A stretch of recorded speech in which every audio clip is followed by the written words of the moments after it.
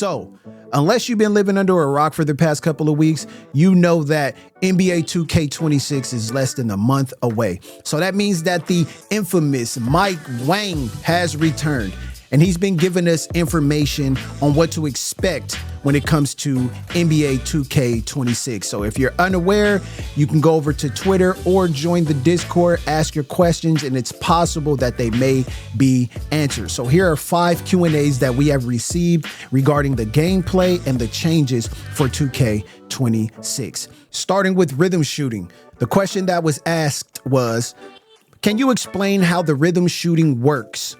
Can I still green a shot with early or late timing? And the answer to that question was, rhythm shooting is basically all about mastering your shot's unique tempo. There's an ideal timing point for when to push the pro stick, but you don't have to green the timing to make your shot or to make the shot. However, the better you time the release, the more wiggle room you have to match the tempo. The timing of the right stick, movement, and the speed of the stick will also affect how the animation plays out. So if you start the push early or throw the stick fast, you'll see the shooter rush the animation. If you delay your push, you'll see your player hold the set point and hang a bit before starting the shooting motion. And if you throw the stick too slowly, you'll see a lazier look follow through. It's a lazier look and follow through. It's great if you need to intentionally rush your shot to beat a close out or low shot clock, but your green tempo window will be much smaller. So this is a dynamic change when it comes to rhythm shooting, which is cool. I mean, it creates a skill gap, and it allows you to still be able to green the shot when you need to rush. That was something that was kind of left up to RNG, but if you master rhythm shooting, if somebody's closing out or if there's a shot clock that's counting down, you'll still be able to green your shot if you're able to time it. So another scenario is if you're in the paint or if you're doing a fadeaway and somebody jumps to contest that shot, you'll be able to control more of that jump shot to allow you to hit the shot under pressure. So moving on to the next question. The next question is, are there any changes to dribbling besides the new controls for signature size up?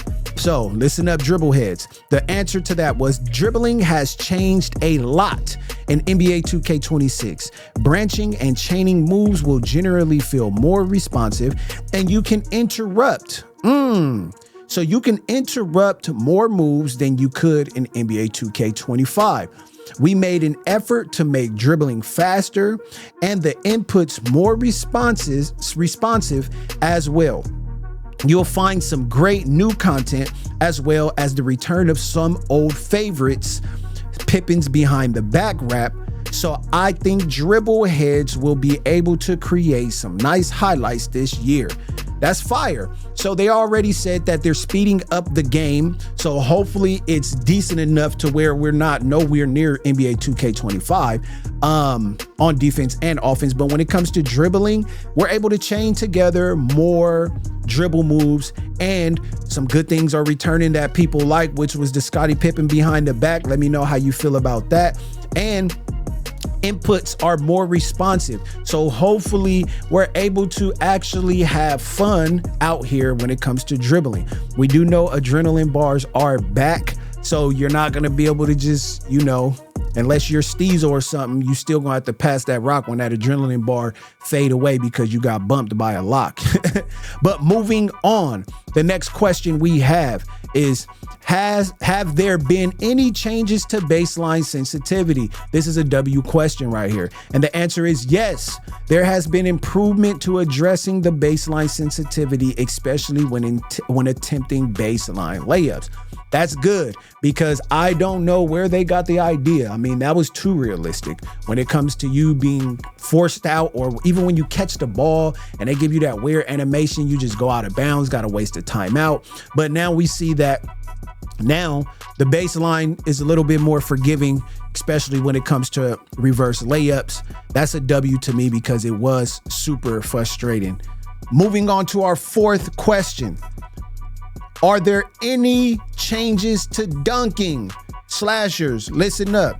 Yes, holding turbo and the pro stick down is how you meter dunk in NBA 2K26. That's different. Are we still having to flick it up and down, or are we just holding it down? This will also encourage more flashy dunks, but you can also get flashy dunks on the shot button if you are wide open with no telling threats.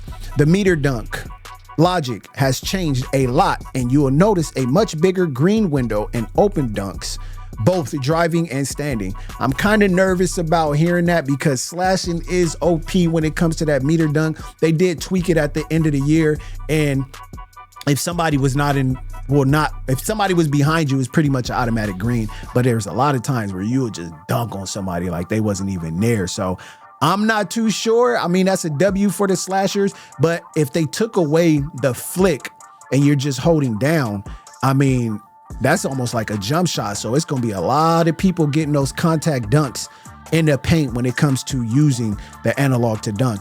And our fifth and final question for today's video is, can you use a quick protect even without a defender reaching on you? Does it use adrenaline? This is a good question because everything costs adrenaline pretty much since 2K24 or 3, whenever they brought it back. And the answer was, you can use quick protect at any time, even if no one around,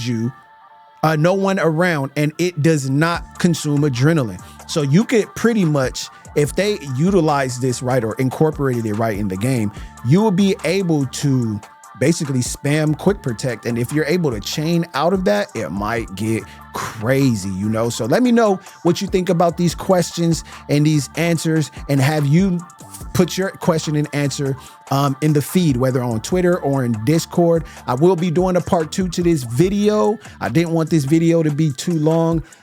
So right after this one, check this video out, and I'm gonna see you in the next one. It's your boy Too Easy, and I'm out. Peace.